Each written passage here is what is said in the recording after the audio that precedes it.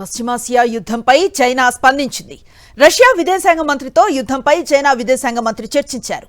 America, Israel దాడులను China, రష్యాలు ఖండించాయి. శాంతి చర్చలతో యుద్ధానికి తెరదించాలని China కోరింది.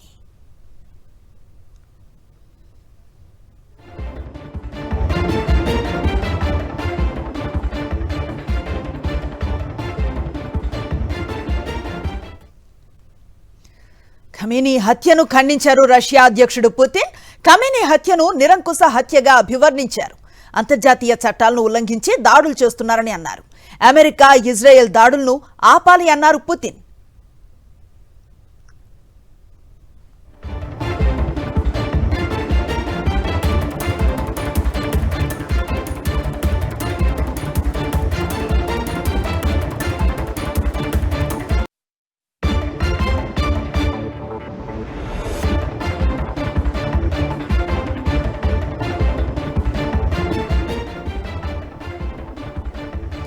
ఖమేనీ హత్యను ఖండించారు రష్యా అధ్యక్షుడు పుతిన్.